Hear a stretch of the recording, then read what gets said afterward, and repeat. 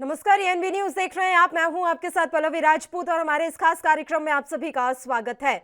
उत्तर प्रदेश की राजधानी लखनऊ में समाजवादी पार्टी के प्रमुख अखिलेश यादव ने कोविड प्रोटोकॉल को तोड़कर एक रैली का आयोजन किया। इस रैली में हजारों की संख्या में भीड़ थी।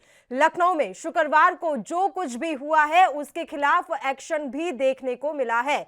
लखनऊ के डीएम के मुताबिक समाजवादी पार्टी के कार्यक्रम में आदर्श आचार संहिता और कोविड प्रोटोकॉल का उल्लंघन किया गया है।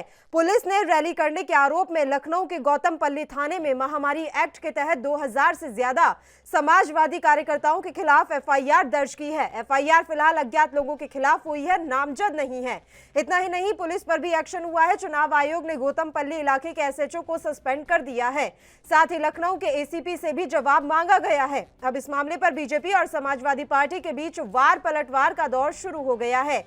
एसपी नेता नरेश उत्तम ने कहा कि यह कार्यक्रम वर्चुअल था, समाजवादी पार्टी ने किसी को नहीं बुलाया था।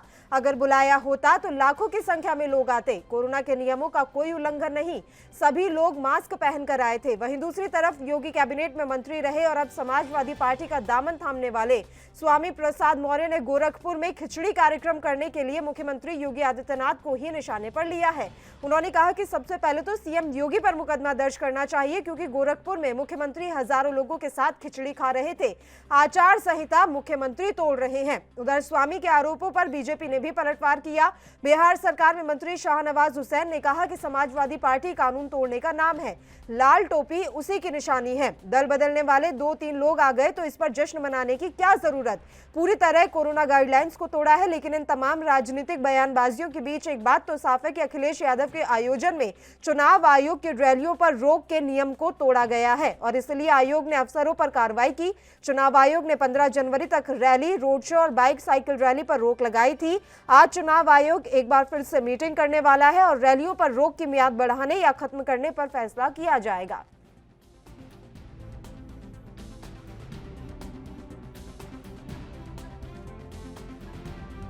अभी ऐसी जानकारी मुझे नहीं है और अब तो सरकार के इशारे पर रोज मुकदमा लिखा जाएगा। आज माननीय मुख्यमंत्री जी गोरखपुर में हजारों लोगों के साथ खिचड़ी खा रहे हैं। अगर मुकदमा लिखना ही है तो सबसे पहले उनके खिलाफ लिखना चाहिए। आचार संहिता मुख्यमंत्री जी तोड़ रहे हैं और वो सार्वजनिक रूप से खिचड़ी खा रहे हैं। हम तो पार्टी कार्यालय में केवल समाजवादी पार्टी में सम्मिलित होने की आज घोषणा किए हैं। इसलिए अगर उनको एफआईआर करनी है सबसे पहले माननीय मुख्यमंत्री जी भी करें, जो हजारों लोगों के साथ में आज खिचड़ी भोज में शामिल हुए। के द्वारा भी जो प्रावधान है उसका उल्लंघन नहीं किया जाना है और साथ ही साथ अगर इस प्रकरण में पुलिस के द्वारा एफआईआर दर्ज कराई गई है और यही निर्देशित दिया गया है पुलिस के अधिकारियों को कि इसमें जो नियम कानून है उसके अंतर्गत निष्पक्ष विवेचना करते हुए नियम कानून के अंतर्गत पूरी कार्रवाई की जाए। और मैं एक बार पुनः आपके माध्यम से सभी से अपील करता हूं कि कोविड-19 के नियमों का पालन और आदर्श आचार संहिता भी वर्तमान में प्रभावी है। इसमें जो आदर्श आचार संहिता के जो स्पष्ट नियम है और माननीय आयोग का निर्देश है, इसका पालन करना हम सभी का कर्तव्य है। धन्यवाद। कितने लोग मौजूद थे और किन किन धाराओं में मुकदमा दर्ज हुआ और पूरा प्रकरण क्या चल रहा था, क्या जानकारी मिली? देखिए, इसमें आदर्श आचार संहिता का उल्लंघन और कोविड-19 के नियमों का उल्लंघन इसमें जो परिलक्षित हुआ है उसके अंतर्गत सुसंगत धाराओं में मुकदमा दर्ज किया गया है और इसकी ज्यादा डिटेल्स आप यहाँ से ले सकते हैं। कितने लोग? राजधानी लखनऊ में समाजवादी पार्टी के प्रमुख अखिलेश यादव ने कोविड प्रोटोकॉल को तोड़कर रैली का आयोजन किया। इस रैली में हजारों की संख्या में भीड़ थी। लखनऊ में शुक्रवार को ये सब जो हुआ उसके खिलाफ एक्शन भी हुआ है। लखनऊ के डीएम के मुताबिक समाजवादी पार्टी के कार्यक्रम में आदर्श आचार संहिता और कोविड प्रोटोकॉल का उल्लंघन किया गया है। पुलिस ने रैली करने के आरोप में लखनऊ के गौतमपल्ली थाने में महामारी एक्ट के तहत 2000 से ज्यादा समाजवादी कार्यकर्ताओं के खिलाफ एफआईआर दर्ज की है। एफआईआर फिलहाल अज्ञात लोगों के खिलाफ हुई है, नामजद नहीं है। इतना ही नहीं, पुलिस पर भी एक्शन हुआ है। चुनाव आयोग ने गौतमपल्ली इलाके के एसएचओ को सस्पेंड कर दिया है। साथ ही लखनऊ के एसीपी से भी जवाब मांगा गया है। अब इस मामले पर बीजेपी और समाजवादी पार्टी के बीच वार पलटवार का दौर भी शुरू हो चुका है। एसपी नेता नरेश उत्तम ने कहा कि ये कार्यक्रम वर्चुअल था, समाजवादी पार्टी ने किसी को नहीं बुलाया था। अगर बुलाया होता तो लाखों की संख्या में लोग आते। कोरोना के नियमों का कोई उल्लंघन नहीं है, सभी लोग मास्क पहनकर आए थे। वहीं दूसरी तरफ योगी कैबिनेट में मंत्री रहे और अब समाजवादी पार्टी का दामन थामने वाले स्वामी प्रसाद मौर्य ने गोरखपुर में खिचड़ी कार्यक्रम करने के लिए मुख्यमंत्री योगी आदित्यनाथ को ही निशाने पर लिया। उन्होंने कहा कि सबसे पहले सीएम योगी पर मुकदमा दर्ज करना चाहिए, क्योंकि गोरखपुर में मुख्यमंत्री हजारों लोगों के साथ खिचड़ी खा रहे थे। आचार संहिता मुख्यमंत्री तोड़ रहे हैं। उधर स्वामी के आरोपों पर बीजेपी ने भी पलटवार किया। बिहार सरकार में मंत्री शाहनवाज हुसैन का कहना है कि समाजवादी पार्टी कानून तोड़ने का नाम है, लाल टोपी उसी की निशानी है। दल बदलने वाले 2-3 लोग आ गए तो इस पर जश्न मनाने की क्या जरूरत है। पूरी तरह कोरोना गाइडलाइंस को इन लोगों ने तोड़ा है। तो अभी वार पलटवार का दौर इस समय यूपी में चल रहा है। ये जो रैली हुई है इसमें ये तस्वीरें गवाह है कि कई लोग शामिल हुए थे और सबसे बड़ी बात यह है कि चुनाव आयोग ने पहले ही ये बात साफ कर दी थी कि किसी तरह की कोई रैली नहीं की जाएगी। अगर रैली करनी है तो वो वर्चुअल तरीके से होगी।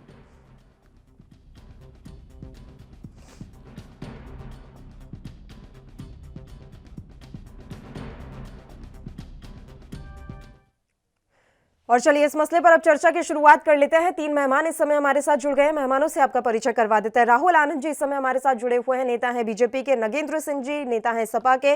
अनुराग तिवारी जी राजनीतिक विश्लेषक के तौर पर इस समय हमारे साथ जुड़े हुए हैं। तीनों ही मेहमानों का स्वागत है एएनबी न्यूज पर। राहुल आनंद जी, शुरुआत आपके साथ कर लेते हैं। अब यूपी में वार पलटवार का दौर शुरू हो चुका है। आप कह रहे हैं कि समाजवादी पार्टी की रैली में हजारों की संख्या में भीड़ उमड़ी जिसने कोविड प्रोटोकॉल का उल्लंघन किया, और समाजवादी का ये कहना है कि फिर योगी आदित्यनाथ खिचड़ी कार्यक्रम क्यों कर रहे थे। देखिए पल्लवी जी, कभी भी अगर शिष्टाचार की बात की जाए तो भारतीय जनता पार्टी उस शिष्टाचार में सबसे ऊपर मैदान पे नजर आती है। अगर प्रेस वार्ता की बात की जाए, जो समाजवादी पार्टी की तरफ से जो कार्यक्रम किया गया था, सिर्फ नाम के लिए वहां लिखा गया था कि वर्चुअल रैलियां, लेकिन इसमें जो मीडिया के मित्रों के माध्यम से जो तस्वीरें आई सामने, उसमें किसी ने, सबने बस कोरोना प्रोटोकॉल का मजाक उड़ाया। इससे ये नजर जरूर आता है कि जो उमंग समाजवादी पार्टी के अंदर भाजपा से छोड़कर गए हुए पूर्व मंत्रियों से जो उमंग की लहरें दौड़ रही है, वो कहीं ना कहीं वो बच नहीं पा रहा है इनसे। या तो ये महत्वाकांक्षी होकर जनता को भूल चुके हैं, क्योंकि उस भीड़ में अगर देखी जाए तो कोई एक व्यक्ति भी अगर संक्रमित होगा तो ये मुखिया, समाजवादी पार्टी के मुखिया का ये मुखिया को ये तय करना है कि वो किस प्रकार से लोगों को सुरक्षित कर वोट में मदद कराएं।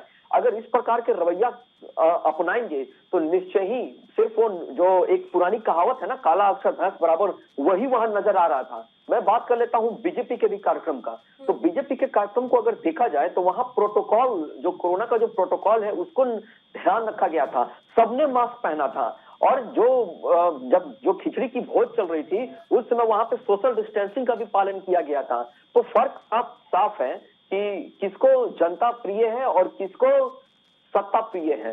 तो ये फर्क जनता समझ रही है और लगे हाथ वहां पे जितने भी पढ़े लिखे व्यक्ति थे जो समाजवादी पार्टी के भी थे, उन्होंने भी अपने समझदारी का परिचय दिया है। कल के वर्चुअल रैली सिर्फ नाम के लिए रैली थी, उसमें काम उन्होंने भीड़ जुटाने का ही किया था। जी चलिए नगेंद्र जी, आपका भी रिएक्शन ले लेते हैं। अगर वाकई में इतनी संख्या में लोगों की भीड़ जुटी थी, क्योंकि तस्वीरें तो इस बात की तस्दीक कर रही हैं, तो जिम्मेदारी कौन लेगा? अगर एक भी व्यक्ति कोविड संक्रमित हुआ तो क्या आप टेस्टिंग के लिए आगे नहीं आएंगे और सिर्फ आंकड़ों की बाजीगरी होगी?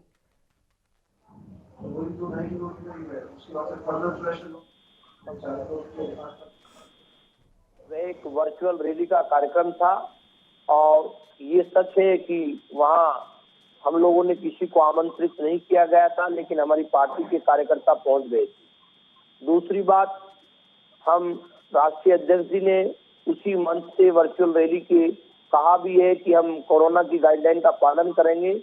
लेकिन अगर जिस तरह के भारतीय जनता पार्टी के हमारे मित्र तुलना कर रहे थे, तो इन लोगों को जानना चाहिए कि जो भारतीय जनता पार्टी के कार्यक्रम है वहाँ निजी इलेक्ट्रॉनिक और प्रिंट मीडिया को प्रतिबंधित कर देते हैं।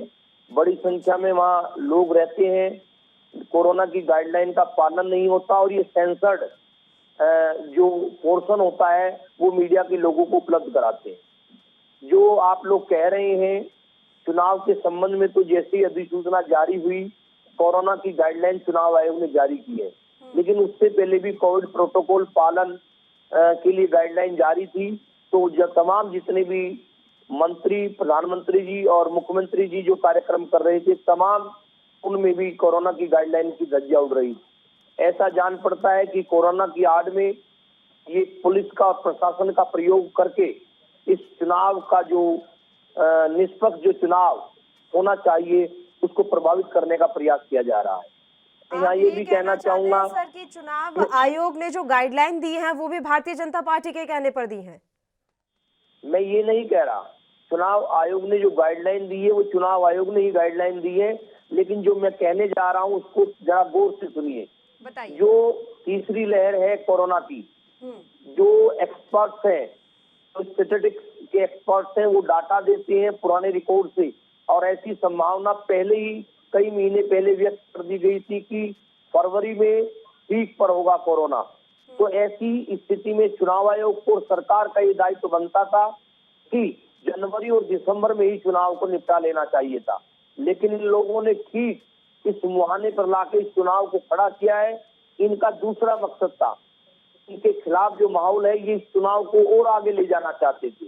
मैं ये कह रहा हूँ अगर निष्पक्षता थी और पूरी लोगों की चिंता थी तो चुनाव को पहले करा लेना चाहिए था, वह विधि सम्मत था।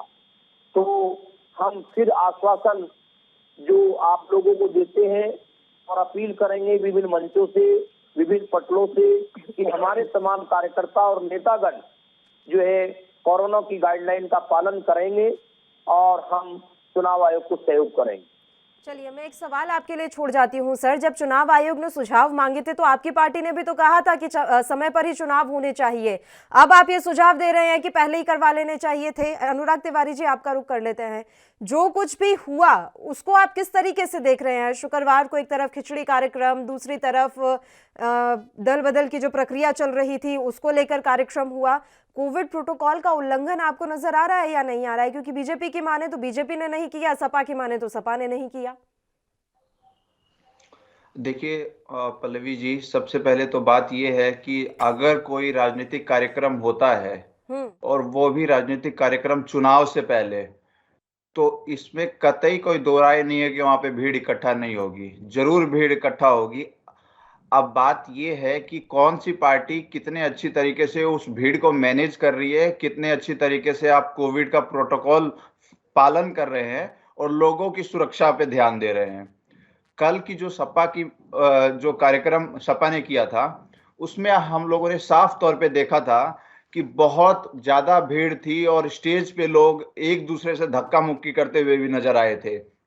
वहीं दूसरी तरफ जो गोरखपुर में योगी जी का कार्यक्रम था, जो खिचड़ी का कार्यक्रम था, उसमें आप देख पा रहे थे कि लोग, आप कहीं भी भीड़ की तस्वीर आप नहीं देख पा रहे थे। तो दो चीजें हो सकती है, या तो बीजेपी ने उस भीड़ को बहुत अच्छी तरीके से मैनेज किया है या उसकी तस्वीरें मीडिया में आने से रोका है। तो जो भी है उसको मैनेज किया गया है। तो मुझे लगता है कि अगर समाजवादी पार्टी भी इतनी भीड़ इकट्ठा की थी उन्होंने, तो उनको या तो ऐसा करना चाहिए था कि उसकी तस्वीरें बाहर अगर नहीं लाते तो इमेज खराब नहीं होती और उनकी इतनी किरकिरी नहीं होती। लेकिन जब उन्होंने कर दिया है तो बिल्कुल ये मानना चाहिए कि उनकी गलती है और उनको आगे से इस बात का पालन करना चाहिए और आगे जो भी वो कार्यक्रम करे वो चुनाव आयोग के निर्देश के अनुसार करें। नहीं तो आप इस बात से इत्तेफाक रखते हैं जो अभी नागेंद्र जी कह रहे थे कि सेंसर्ड होता है, अगर भारतीय जनता पार्टी कोई फुटेज दिखाती है तो वो वही फुटेज देती है जिसमें सब कुछ हरा हरा नजर आ रहा हो?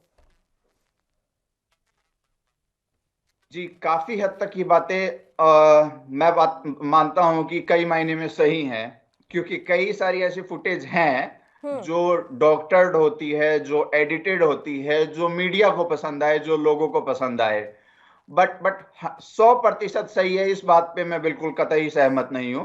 बट कई केसेस में ऐसा होता है और मेरे भी मीडिया साथियों के द्वारा ऐसी सूचना मिलती रही है और आती रही है कि ऐसी चीजें होती हैं कि वो ही फुटेज पब्लिक डोमेन में लाई जाती हैं जो लोगों को पसंद आए, जो जिससे लोगों को कोई समस्या ना हो। तो ऐसा बिल्कुल मैं इस बात से सहमत हूं। और मुझे लगता है कि जब जब आप एक पब्लिक इमेज हैं, जब आप एक पॉलिटिकल पार्टी हैं, तो समाजवादी पार्टी भी मीडिया को मैनेज क्यों नहीं कर पा रही है, मीडिया को उस बेहतर तरीके से मैनेज क्यों नहीं कर पा रही है।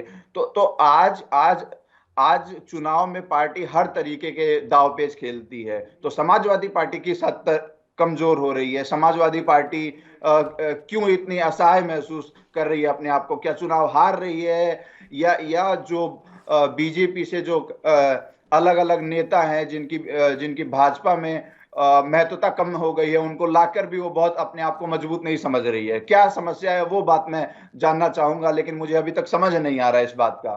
चलिए, ये तो नगेंद्र जी ही बता पाएंगे कि समस्या कहाँ पर आ रही है। एक बार मैं राहुल आनंद जी का रुख कर लेती हूँ। देखिए राहुल आनंद जी, बार बार एक ही बात निकल कर सामने आ रही है कि आप भीड़ मैनेज कर लेते हैं, दूसरी भाषा में कह दे तो मीडिया भी आप लोग मैनेज कर लेते हैं। ऐसा मैं नहीं कह रही हूँ, बाकी लोग कह रहे हैं।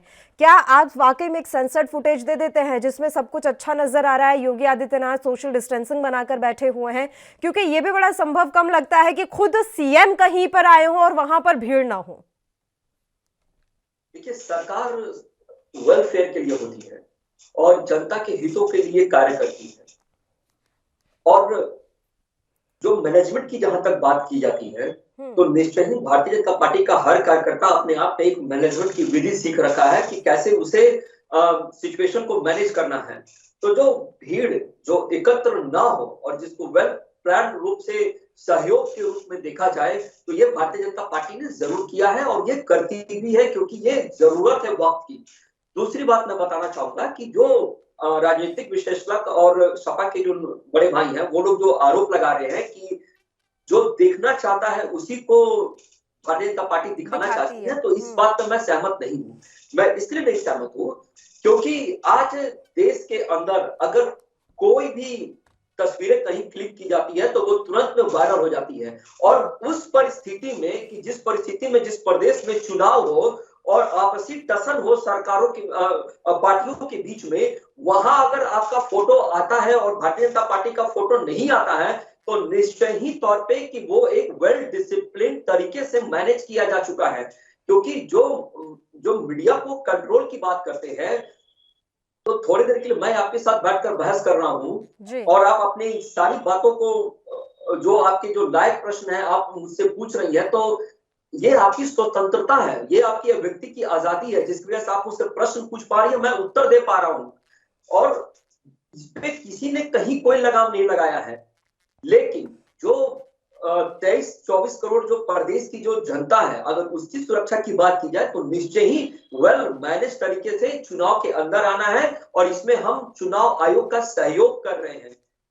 और मैं आपको एक चीज और बताना चाहूंगा कि संगठन ही परिवार है का जो उद्देश्य हमारे राष्ट्रीय अध्यक्ष का रहा है, वो कहीं ना कहीं हमारे अंदर संस्कार के रूप में फली फूली है। ठीक है। अगर आप विपक्ष की बात करें, बस एक मिनट, तो अगर जो ये बात कर रहे हैं मीडिया को मैनेज करने की, तो उस समय मीडिया क्यों नहीं मैनेज हो पाई?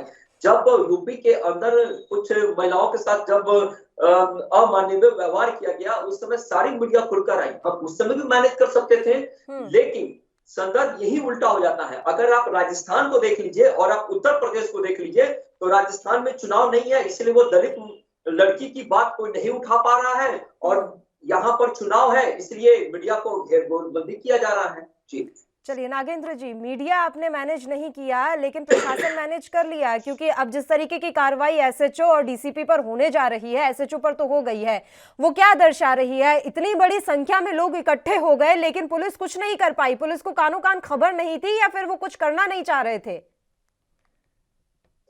ये कहना चाहूंगा इस संबंध में एक व्यावहारिक पक्ष देखिए आप, सैद्धांतिक पक्ष को छोड़कर व्यवहार करिए। जब भी कोई बड़ा लीडर या बड़ी शख्सियत कहीं जाएगी तो स्वाभाविक रूप से लोग ज्यादा संख्या में इकट्ठा होंगे। जो सत्तासीन लोग हैं, प्रधानमंत्री जी हैं और योगी जी हैं, स्वाभाविक रूप से जब ये लोग कहीं जाते हैं तो वहाँ बहुत बड़ी संख्या में पुलिस डिप्लॉयड की जाती है, तो वहाँ आम पत्रकार को भी नहीं जाने दिया जाता। तो ये तो मेरी उस बात का उत्तर है जो मैं पहले कह रहा था। अब प्रश्न ये उठता है कि चुनाव आयोग जो गाइडलाइन जारी कर रहा है, ठीक है, कोरोना के लिए गाइडलाइन जो जारी की है वो बिल्कुल ठीक है, लेकिन जब चुनाव होगा, मतदान होगा, अगर आप उस पैरामीटर पे जाएं तो उस मतदान का 1 घंटा बढ़ाया है। और आप लोग ये देखिए, जो सैद्धांतिक रूप से कंडीशंस है, 2 वोटर 2 गज की दूरी पे खड़े होंगे, तो क्या उस टाइम में पूरा मतदान हो पाएगा? चुनाव आयोग को ये भी देखना चाहिए था। तो चुनाव आयोग ने भी, कोरोना सिर पर खड़ा था, चुनाव सिर पर खड़े थे, वो तैयारी नहीं की गई है। इसके लिए चुनाव आयोग भी और साथ ही साथ सरकार भी, क्योंकि चुनाव आयोग के अधीन चुनाव आचार संहिता के समय वही कर्मचारी, वही अधिकारी होते हैं जो सरकार के अंडर में प्रशासन का हिस्सा होते हैं। तो पूरी तरह से ऐसा जान पड़ता है कि पूरी व्यवस्था जिस प्रकार से होनी चाहिए थी वो नहीं हो पाई है।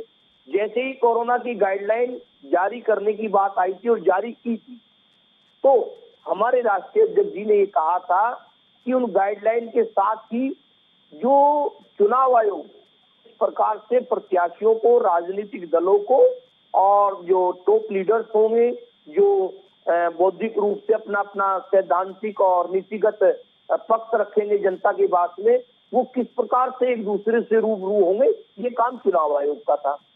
तो इसमें असफल हुआ है। तो इसमें पूरी तरह से एक समस्या तो बनी हुई है और उस समस्या से कोई छूता नहीं है। भारतीय जनता पार्टी के लोग चाहे कितना ही कह लो, ऐसा भी नहीं है कि कोरोना हमारे लोगों को होगा, भाजपा वालों को नहीं होगा, भाजपा वालों को ही होगा, हमको नहीं होगा। तो इस पर एक बार फिर थोड़ी बातें सामने निकल कर आई है ना कि सुनिए, पहली बात तो कि बूथों की संख्या बढ़ाई गई है। अगर आप कह रहे हैं कि 2 गज की दूरी बना रहे हैं तो किस तरीके से चुनाव संपन्न होगा, तो बूथों की संख्या भी बढ़ाई गई है। एक फैक्ट हमें ये भी ध्यान रखना होगा। और दूसरी बात ये कि जब चुनाव आयोग ने सुझाव लिए थे तब आपने ये सुझाव क्यों नहीं दिया था कि आप पहले करवा लीजिए? उस समय आपने ऐसा क्यों कहा कि नहीं, चुनाव तो समय पर ही होनी चाहिए? और तीसरी और महत्वपूर्ण बात यह कि जब वर्चुअल रैली की बात चुनाव आयोग की तरफ से सामने आई थी तो सबसे ज्यादा विरोध करने वाली आपकी ही पार्टी थी। आपकी पार्टी का यही कहना था कि किस तरीके से वर्चुअल रैली होगी, हम लोगों से कैसे संपर्क साधेंगे, तो इसलिए अब आप इस तरीके के नियमों की अवहेलना कर रहे हैं। नहीं, आप समझने की कोशिश कीजिए। चुनाव आयोग ने सुझाव सभी दलों से, हमारे दल से नहीं, सभी दलों से कब मांगे, वो टाइम देखिए आप।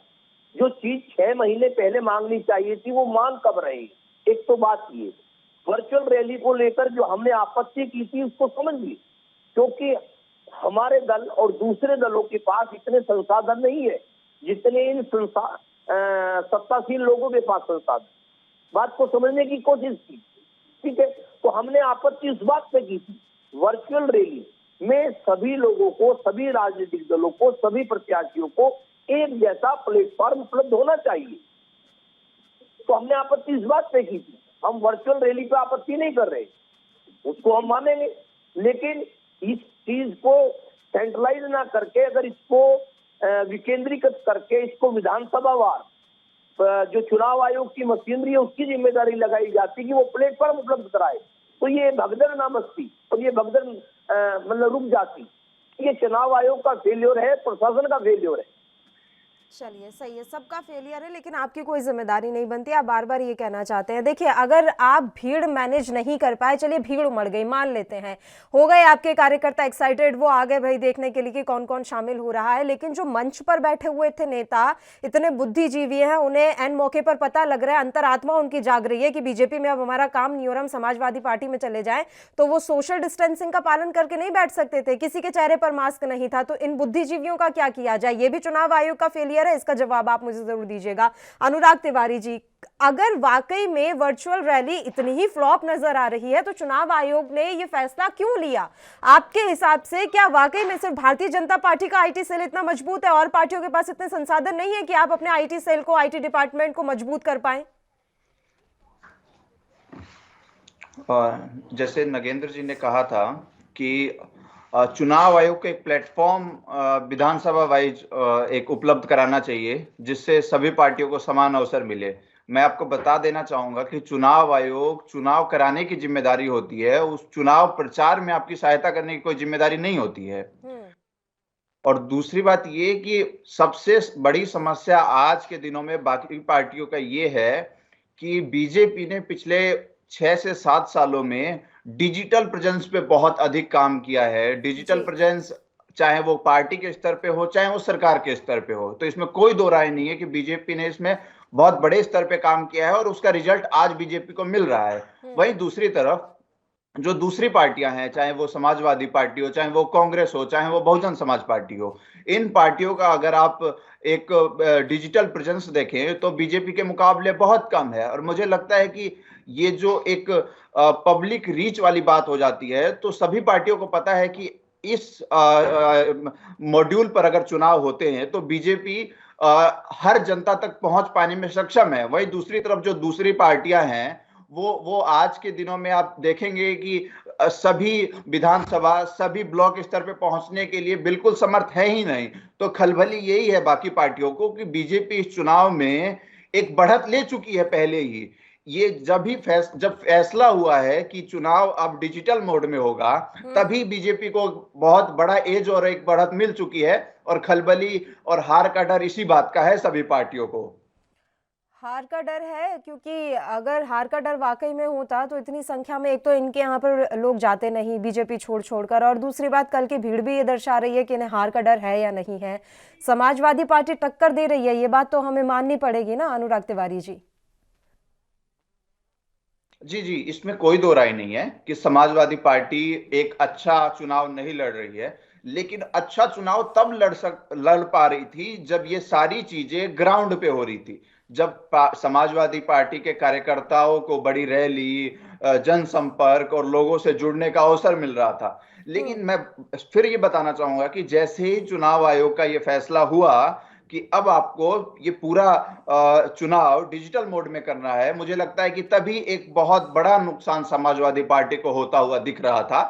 और इस चीज की भरपाई मुझे लगता है कि 1 महीनों में या 1.5 महीनों में कर पाना बहुत मुश्किल है, क्योंकि बीजेपी ने इसके लिए 6 से 7 साल दिए हैं और 1 महीने में इसकी भरपाई करना मुझे मुश्किल लग रहा है। इसलिए समाजवादी पार्टी को बहुत अलग अलग तरीके से अब चुनाव लड़ना होगा। बहुत अपनी प्रेजेंस को मुझे लगता है कि जितने बड़े लेवल पे बढ़ा पाए वो बढ़ाने की कोशिश करनी होगी। लेकिन चुनाव होता है कि एक बढ़त किस तरफ है, वो भाजपा की तरफ दिख रही है मुझे अब।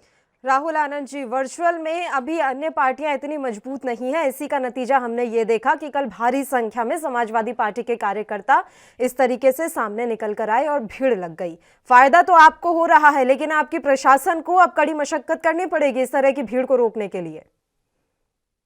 देखिए, निश्चय ही पल्लवी जी, जब 2014 का वो समय याद अगर किया जाए, जब भारतीय जनता पार्टी ने डिजिटल प्लेटफॉर्म पे कदम रखा था, उस समय सारी राजनीतिक पार्टियों का जन्म हुआ था डिजिटल प्लेटफॉर्म पे। उस समय भारतीय जनता पार्टी का भी हुआ।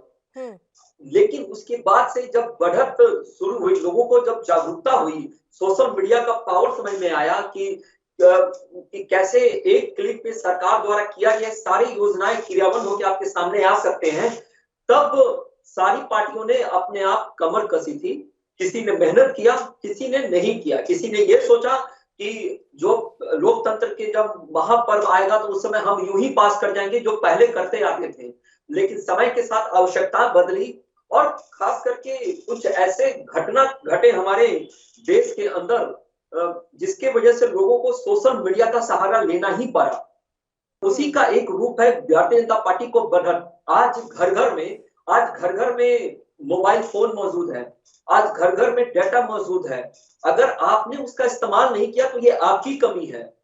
नहीं तो झोपड़ी में भी अगर कोई इंसान है, वो भी उसमें भी पता है कि सरकार किन चीजों को चला रही है और वो योजना कहां कहां पहुंची या मेरी योजना कहां लटकी है। तो ये जरूर है।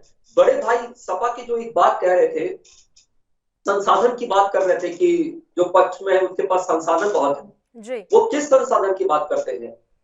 जो राज्य का संसाधन है वो उस राज्य का संसाधन है। हमने अपने को अपग्रेड किया है और आप अपग्रेड नहीं कर पाए तो ये आपकी कमी है। और जहां तक प्रशासन की बात है और जहां तक नैतिक जिम्मेदारी लेने की बात है, तो नैतिक जिम्मेदारी निश्चय ही सारी राजनीतिक पार्टियां इंक्लूडिंग बीजेपी को भी लेनी है कि हमें सोशल डिस्टेंसिंग करते हुए संविधान में जो प्रावधान है कि 5 साल के अंदर चुनाव होना ही है, इसका ख्याल रखते हुए किंतु परंतु एक्सक्यूज ना देकर हम 2 कदम आगे बढ़े तभी हमारा राज्य बढ़ेगा, तभी हमारा देश अग्रणीय स्तर पे आएगा। तो देखिए ये अब राहुल आनंद जी, जरूरत आ अगर गई हम है। खिचड़ी कार्यक्रम की बात करें तो ये परंपरा बहुत सालों से चली आ रही है, उसी परंपरा का कल आपने निर्वहन किया। अब आगे उम्मीद की जा सकती है कि सीएम योगी आदित्यनाथ 5 लोगों के अलावा किसी और को ना लेकर जाएं। अगर आप डोर टू डोर भी कर रहे हैं अपना प्रचार कार्यक्रम, तो इससे ज्यादा भीड़ आपके कार्यक्रमों में भी नहीं होनी चाहिए। देखिए, मैं अगर आपके सम्मानित चैनल के माध्यम से अपने शब्दों में बातों को अगर व्याख्या करूं, तो निश्चय ही जो चुनाव आयोग का जो प्रोटोकॉल तय हुआ है उसका पालन सबको करना है, उसमें योगी आदित्यनाथ जी भी आते हैं। लेकिन अगर कहीं भूलवश कुछ कमी आती है तो वो मीडिया के मित्रों के माध्यम से जनता के बीच में भी रहनी चाहिए, ताकि ये निपक्ष जो एक तराजू की बात करते हैं तौलने की सम्मान को, वो सारी पार्टियों के लिए होना चाहिए। अगर हमें कोई कमी नजर आती है तो निश्चय ही हमें फिंगर आउट होना होगा और उसका हमें जवाब के लिए तैयार भी रहना पड़ेगा। इसी चैनल पे आपके साथ में बैठूंगा और बहस में आप उससे चर्चा करेंगे कि क्यों भीड़ बढ़ा, और इसका मुझे उत्तर देने के लिए भी तैयार रहना पड़ेगा। लेकिन हम उम्मीद करते हैं अनुशासन में रहकर ही चुनावी प्रोटोकॉल का पालन करते हुए जनता के बीच में रहेंगे। नागेंद्र जी, राजनीति से परे हटके भी अगर हम बात करें तो नेताओं को लोग देखते हैं, सुनते हैं, क्योंकि वो समर्थक होते हैं किसी ना किसी पार्टी के। अगर हमारी पॉलिटिकल पार्टीज ही नज़ीर पेश नहीं करेंगी तो हम लोगों से कैसे उम्मीद कर सकते हैं कि वो नियमों का पालन करें? नतीजा हम देख रहे हैं, आए दिन कहीं ना किसी बाजार में ऐसी भीड़ उमड़ती है कि लोग इतने बेपरवाह हो चुके हैं, उन्हें पता ही नहीं है कि कोविड कितना खतरनाक हो सकता है। तो आप लोग ही अगर नज़ीर पेश नहीं करेंगे, मैं सिर्फ आपकी बात नहीं कर रही हूँ, हर पॉलिटिकल पार्टी की बात कर रही हूँ, तो हम लोगों से भी उम्मीद नहीं कर सकते। नागेंद्र जी। हाँ, मैं बिल्कुल आपकी बात से सहमति सहमत हूँ। और मैं ये कहना चाहूंगा कि चाहे चुनाव की मीटिंग हो चाहे बाजार की मीटिंग, कोरोना को लेकर या कोरोना के खतरे को जो बढ़ावा देती है वो भीड़ बढ़ावा देती है, क्या वो हमारे समर्थक हो चाहे भारतीय जनता पार्टी के समर्थक, ठीक है। तो इस पर एक रणनीति बननी चाहिए। अगर बाजार में भी भीड़ है, आप बाजार में निकल के जाके देखिए, प्रशासन किसी कोरोना की गाइडलाइन का पालन करा पा रहा। ठीक, मैं फिर भी कहूंगा, हमारे राष्ट्रीय अध्यक्ष जी और हम लोग सब लोग अपील करेंगे अपने कार्यकर्ताओं से कि चुनाव के कार्यक्रमों में चुनाव आयोग की और कोविड को लेकर जो गाइडलाइन है उनका पालन। आप डिजिटल फोन की बात कर रहे थे, हाँ ये ठीक है, हमने भी अपडेट किया है। ऐसा नहीं है कि डिजिटल फोन पर हम बिल्कुल ही पिछड़े हुए हैं, लेकिन हम ये कहते हैं, हमें ऐसा जान पड़ता है कि जो संसाधन में राज्य के संसाधनों की बात नहीं कर रहा था, जो सभी पार्टियां अपना रिकॉर्ड इनकम टैक्स डिपार्टमेंट को सबमिट करती है, तो वहां कितना किसके पास फंड है, मैं उसकी बात कर रहा था। दूसरा जो प्रमुख कारण है, हम फिर को आश्वस्त करते हैं कि हम डिजिटल फोरम पे भी अपडेट हैं और हम लोगों ने विधानसभा वाइज बूथ वार जो है 5-5 लोगों की ड्यूटी लगा दी है। वो एक अलग बात है कि मीडिया उसको दिखाता नहीं है, कहीं ये मैसेज भारतीय जनता पार्टी को हम नहीं कह रहे, तमाम लोग कह रहे हैं। और अगर डिजिटल मीडिया के माध्यम से ये जीत जाएंगे तो ऐसे भी राज्य हैं जहां अब तक इनको जीत नसीब नहीं हुई, तो ये अजय नहीं है। और बड़ी संख्या में ये भी सहयोगी दलों के साथ ही चल रहे हैं, तो हम आश्वस्त करते हैं, इस बात से सहमति जताते हैं कि लोगों की सुरक्षा सभी राजनीतिक दलों के लिए और नेताओं के लिए प्राथमिकता होनी चाहिए। सर एक बार फिर से रिपीट कीजिएगा, आप मीडिया क्या नहीं दिखा रहा है इस समय? समाजवादी पार्टी का क्या सहयोग नहीं कर रहा है मीडिया? प्लीज हम ये कह रहे हैं आपको कि जो आप बात कर रही थी कि बूथों की संख्या बढ़ाई है, कंपेरेटिवली कितनी बढ़ाई है आप आंकड़ा उठा के देखिए। एक विधानसभा में मोटा मोटी सी अगर हम 300 बूथ मान लेते हैं तो 305 हो गए हैं, कहीं 350 थे तो 360 हो गए हैं, उस रेशो में नहीं बढ़ा है। तो बार बार ये विपक्ष कह रहा है, बार बार विपक्ष इस बात को कह रहा है, उस संख्या में उस दर से नहीं बढ़ी है। व्यावहारिक पक्ष को देखिए, जितना होना चाहिए था, तो एक असमंजस बना हुआ है। और जो कल की घटना है, हमारा क्योंकि कार्यकर्ता लोग बहुत ज्यादा उत्साहित हैं हमारे पक्ष में, ये उसका एक परिणाम है। कोई पूर्व नियोजित या सुनियोजित कोई घटना इस तरह की हमने नहीं की है। आगे हम ध्यान रखेंगे। चलिए एक बार फिर से रिपीट कर दीजिए नागेंद्र जी, आपकी आवाज ब्रेक हो गई थी, आवाज कट गई थी कि आपने कहाँ तस्वीर लगाई है जो मीडिया नहीं दिखा रहा है। हेलो, हाँ, हम ये कह रहे हैं स्पेस नहीं बचता ना मीडिया के पास में। अच्छा। अभी मैं आपको सुनो, मैं आपको नहीं कह रहा, मैं ये कह रहा हूँ किसी इलेक्ट्रॉनिक किसी न्यूज़पेपर को डिस्ट्रिक्ट की खबर के लिए, ठीक है ना, तो बहुत सारी खबरें होती है, तो सारे जितने बूथवार कमेटी, मेरा प्रश्न ये है कि उनके सबके नाम नहीं मेंशन कर सकता हूँ, मैं ये कह रहा हूँ। तो हम तैयार हैं, जिस तरह से तिवारी भाई साहब कह रहे थे ना, बूथवार भी हम तैयार हैं। हमने फिजिकली लोगों को जो काम असाइन किया हुआ है, ऐसा नहीं है। और हम कहीं चुनाव प्रचार में या मुद्दों को लेकर लोगों को समझाने में बिल्कुल नहीं पिछड़ेंगे, ऐसा मेरा मानना है। वो काम हम भी कर चुके। चलिए अनुराग तिवारी जी, दो सवाल हैं। पहली बात तो ये कि बूथों की संख्या जो बढ़ाई गई है, और नागेंद्र जी का भी कहना है कि ये उतनी नहीं बढ़ी है कि आप तय समय में पूरी तरीके से चुनाव करवा लें, तो इस पर आपका क्या कहना है? और दूसरी बात, लगातार ये कहा जाता है कि मीडिया पर पूरा हक जमा लिया है भारतीय जनता पार्टी ने, इस पर आपका क्या विचार है कि वाकई में पूरी हाईजैक हो चुकी है मीडिया?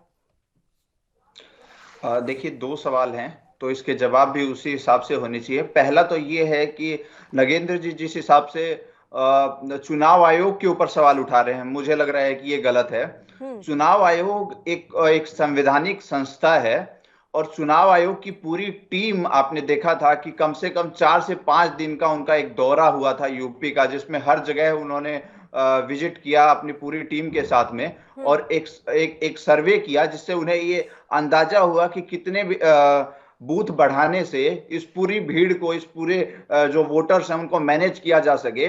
तो उनका एक मैकेनिज्म है, उनकी एक व्यवस्था है, उनकी एक इंटरनल उस चीज की पूरी प्रक्रिया है। तो मुझे लगता है कि चुनाव आयोग ने जो फैसला लिया है वो अपने स्तर पे बिल्कुल ठीक लिया है। वो एक संवैधानिक संस्था है, उसके फैसलों पे हमें इस तरीके से सवाल उठाना बहुत गलत है, क्योंकि चुनाव आयोग वो संस्था है जो भारत के चुनाव को इतना महान बनाती है। आप देखिए कि भारत का जो लोकसभा का चुनाव है वो विश्व का सबसे बड़ा चुनाव होता है, और उसको वो हैंडल करने के लिए सक्षम है, और बहुत अच्छी तरीके से सक्षम है। कोई उसमें असामाजिक कार्य नहीं होते हैं, और बहुत अच्छी तरीके से मैनेज कर रही है पिछले आजादी के बाद से। तो मुझे लगता है कि इस तरीके से आपको सीधे तौर पे सवाल उठाना ये गलत है, उसके निर्णयों पे सवाल उठाना गलत है। दूसरी बात आपने जो बोली मीडिया के ऊपर, ये चीजों पे मैं बिल्कुल समर्थ नहीं हूं, और इस पे मेरी राय आपसे बिल्कुल अलग है। मैं मानता हूं कि मीडिया को आप एक तरह से बोलते हैं कि ये चौथा स्तंभ है, और दूसरी तरफ आप बोलते हैं कि इस स्तंभ को एक किसी पार्टी ने या एक किसी पक्ष ने हथिया रखा है। तो ये कितना सही है? क्योंकि आप देखेंगे कि मीडिया में जितने भी लोग हैं जो काम कर रहे हैं, उनका एक डेडिकेशन है, उनका एक लक्ष्य होता है कि हम समाज के जो मुद्दे हैं, समाज की जो ज्वलनशील चीजें हैं, उनको जनता के सामने लाएं। और आप उस चीजों पे, उनकी मेहनत पे इस तरीके से सवाल उठा रहे हैं कि उस पे बीजेपी का कब्जा है। तो मुझे लगता है कि ये मीडिया की जो मेहनत है उस पे भी सवाल उठाने जैसा है। और क्योंकि सभी राज्यों में आप देख रहे हैं कि इस चुनाव, आप मेरी बात सुन लीजिए कि ये इतने कठिन दौर पे चुनाव हो रहा है। इससे पहले जो बंगाल का चुनाव था वो भी इतने कठिन समय में था। उससे पहले आप देख रहे हैं कि 2 साल से कोविड का काल चल रहा है, और इस काल में भी मीडिया अपने पूरे जोश के साथ लोगों की सेवा में लगी है, और निष्ठा भाव से सेवा में लगी हुई है, और आप उस पर सवाल उठा रहे हैं। मुझे लगता है कि ये मीडिया के ऊपर, मीडिया की जो शक्ति है उसको आप कमजोर कर रहे हैं, और चौथे स्तंभ को आप कमजोर कर रहे हैं। चलिए नागेंद्र जी, शाहनवाज हुसैन जो कि बिहार सरकार में मंत्री हैं, उन्होंने एक बात कही है कि अगर दल बदलने वाले 2-3 लोग आपके पास आ भी गए तो इसमें जश्न मनाने वाली क्या बात है? मैं इस पर टिप्पणी करते हुए कहना चाहूंगा कि वो लोग हमारी पार्टी में सम्मिलित हो रहे थे, और वर्चुअल प्लेटफॉर्म पे ही वो कार्यक्रम रखा गया था। उस जश्न को लेकर जो आपत्ति है, उस जोश को लेकर आपत्ति है, ऐसी टिप्पणी शाहनवाज जी को नहीं करनी चाहिए। दूसरा, तिवारी जी जो हमारे बंधु कह रहे हैं, हम लोग मीडिया को लेकर प्रश्न नहीं उठा रहे। लेकिन मीडिया का जो स्वरूप जिस तरह से मतलब लोगों को जैसे देखने को मिल रहा है, मैं कलम पर आपत्ति नहीं उठा रहा, मैं ये कह रहा हूँ मीडिया का भी कैटेगराइजेशन है। आप लोग देखिए जो हमारी बड़ी रैलियां हैं विपक्ष की विशेष रूप से, तो जो नेशनल मीडिया है और जो सत्तासीन वाले लोगों की जो रैलियां हैं उसको टाइम आप कैलकुलेट करके देखिए, एक बात। दूसरी बात, जो चुनाव आयोग की बातें निश्चित रूप से संवैधानिक स्वायत्त संगठन है, लेकिन बूथ संख्या जो बढ़ी है प्रियवर, उसमें आप तुलना करके देखिए किसी भी एक कॉन्स्टिट्यूएंसी की और पिछले चुनावों से पहले जो बूथ संख्या समय समय पर बढ़ती रहती है, मैं समझता हूँ उसी रेशियो में जब बूथों की संख्या बढ़ाई है, जब कोविड को कंसीडर नहीं किया गया है। मैं ये कह रहा हूँ, आप रेशियो उठा के देखिए, पूरी विधानसभा में किसी में भी आप 2, 4, 5, 7% ही बूथ बढ़े हैं। हर चुनाव 5 साल बाद जनसंख्या बढ़ जाती है, मतदाता भी बढ़ जाती है। तो वो जो उन्होंने पैरामीटर लिए हैं, जिस रेशियो से मतदाता बढ़ा है, वो बूथ संख्या बढ़ाने का पैरामीटर वो है, न कि कोविड है। मैं ये कह रहा था कि कोविड को ध्यान में रखकर बूथ संख्या सिर्फ इस चुनाव के लिए बढ़ा देनी चाहिए। तो बूथ संख्या जो बढ़ाई है वो स्थायी बूथ संख्या बढ़ाई गई है, वो इस रेशियो में बढ़ाई, मैं ये कह रहा हूँ। चलिए राहुल आनंद जी, ये बात इनकी एकदम सही है, इस बात से तो मैं भी इत्तेफाक रखती हूँ कि बूथ की संख्या अगर बढ़ाई गई, चुनाव आयोग पर सवाल नहीं है, बस किस तरीके से मैनेज होगा इस पर हम चर्चा करते हैं कि बूथों की संख्या बढ़ाई गई है तो मतदाताओं की संख्या भी तो बढ़ी है, युवा मतदाता बढ़े हैं उत्तर प्रदेश में, तो अब किस तरीके से मैनेज होगा, उसी तय समय में सब अपना अपना वोट डाल लें, अपने मत का इस्तेमाल कर लें, ये कैसे संभव नजर आ रहा है? देखिए, कुछ देश की जो स्वतंत्र संस्थाएं हैं, अगर वो किसी चुनाव का निर्णय लेती है तो उनके आत्मविश्वास और आत्मबल के और उनके टीम वर्क पर निर्भर करता है कि वो क्या सोचकर बूथों की संख्या बढ़ाती है और क्या सोचकर वो कहती है कि चुनाव होना है करके। जहां तक मेरा आकलन है उसमें ये समझ में आता है कि जो सर्वे जो की गई होगी उस सर्वे के तहत लोगों से पूछकर बूथों की संख्या बढ़ाई गई होगी। अगर विपक्ष बूथों की संख्या बढ़ाने पे राजी है और विपक्ष इस पे भी राजी है कि 5 साल पे 10 साल पे जनसंख्या में बदलाव होता है, उसके बाद भी इसकी संख्या बढ़नी चाहिए, तो मेरा एक यहाँ पे जो देश के प्रतिष्ठा के ऊपर जो एक सवाल उठा था, जो सेंट्रल विस्टा की जो बात की गई थी, जिसका निर्माण चल रहा था, तो इन लोगों ने कहा था कि नहीं बनना चाहिए, नहीं बनना चाहिए। तो आज स्वयं विपक्ष के एक प्रखर चेहरा इस बात को कह रहा है कि जरूरत के हिसाब से इसकी संख्या बढ़नी चाहिए, सीट भी बढ़नी चाहिए। तो उस वक्त उस पे क्यों लगाया, जबकि 1980 में ही इस बात का प्रावधान है संविधान के अंदर कि हर 10 साल पे या 20 साल पे जनसंख्या नियंत्रण बढ़ता है तो उस पे 1 सीट बढ़ना चाहिए। उसी को देखकर सेंट्रल विस्टा बनाया जा रहा है। दूसरी बात, जो यूपी की जो चुनाव की बात है, तो यहाँ पर जैसे कि राजनीतिक विश्लेषक ने अपनी बातों को रखा, तो उनकी बातों को मैं सहमति देते हुए मैं यही बात कहूंगा कि ये चुनाव आयोग ने इसके ऊपर गहन चर्चा की होगी, टीम वर्क किया होगा और कैसे मैनेजमेंट करना है। ये सारा जो सारी बिंदु है वो मैनेजमेंट के ऊपर निर्भर करती है कि वो मैनेजमेंट किस प्रकार से लोगों को घर से बाहर निकालेगा। एक नया जो उसमें एड ऑन हुआ है वो हुआ है कि जो 80 वर्ष के जो बुजुर्ग हैं उनके घर स्वयं चुनाव आयोग बैलेट पेपर लेकर पहुंचेगा। तो कहीं ना कहीं जो एक और जो भीड़ का जो नियंत्रण है कुछ तो वहां पे भी कटेंगे। जो युवा वर्ग है उनका वैक्सीनेशन का क्या प्रोसेस है, कितने लोगों को वैक्सीनेशन कर दिया गया है, इस आधार पे भी वो आंकड़ा सामने है चुनाव आयोग के, उस पे भी वो करेंगे। तो जो ग्राउंड वर्क पे जो तैयारियां होनी चाहिए वो सारी तैयारियां 1 to 1 है और अभी तो काफी समय है, जो 20-25 दिन का समय है, उसमें और वो तैयारियां बंदोबस्त के साथ और आगे बढ़ेंगी। और हमें विश्वास रखना है कि जो संविधान का जो ढांचा है उसके अंदर रहते हुए ही हमें इस चुनाव के महापर्व को संपन्न कराना है। ठीक है सर, शाहनवाज हुसैन के इस बयान पर मैं आपका रिएक्शन जरूर चाहूंगी। उनका ये कहना है कि समाजवादी पार्टी तो कानून तोड़ने का ही नाम है और लाल टोपी उसी की निशानी है। उन्हें ऐसा क्यों लग रहा है कि जो ये लाल टोपी पहनते हैं वो इसीलिए पहनते हैं कि बस हम तो कभी भी कानून तोड़ सकते हैं? देखिए, अगर इसकी बात पे चर्चा की जाए इनके बयान पे, तो 2017 के पहले जो उत्तर प्रदेश की जो स्थिति थी वो माफियाओं का राज था और इन्हीं के पार्टी के मंत्री कहा करते थे प्रशासन पे उंगली उठाया करते थे और जो सरकारी संपत्ति है उसको घेर कर अपना महल खड़ा करते थे, अपने कॉलेज खड़ा करते थे, बहुत सारी चीजें करते थे। और जिस प्रकार से गुंडागर्दी हावी थी, माफियाओं का राज हावी था, अगर उसकी बात की जाए तो ये निश्चय ही इस जंगल राज का बढ़ावा उन्होंने दिया था।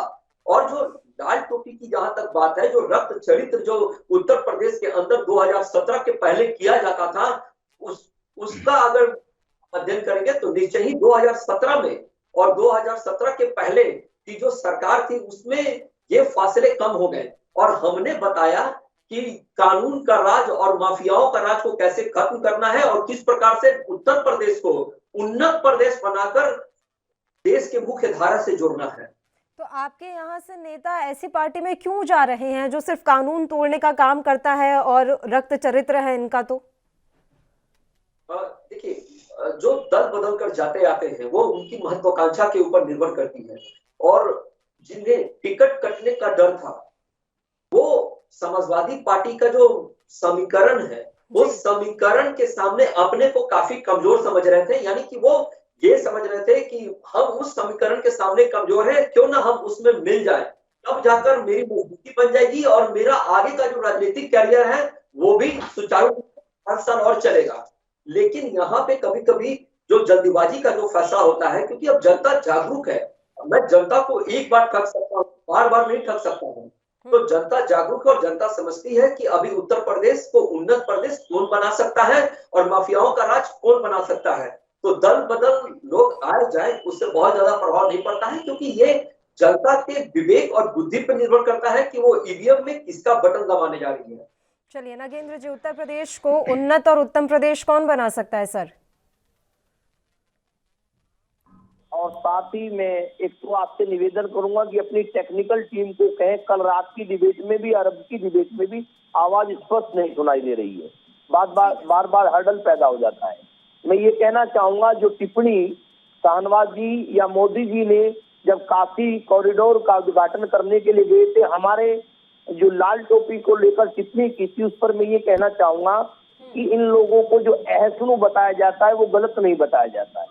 ये विपक्ष को लेकर बड़े असहज होते हैं, जबकि इनको ये समझना चाहिए टोपी झंडे जो होते हैं वो पार्टियों की, राजनीतिक दलों की एक अपनी पहचान होती है, तो इन्हें ये टिप्पणी बार बार नहीं करनी चाहिए।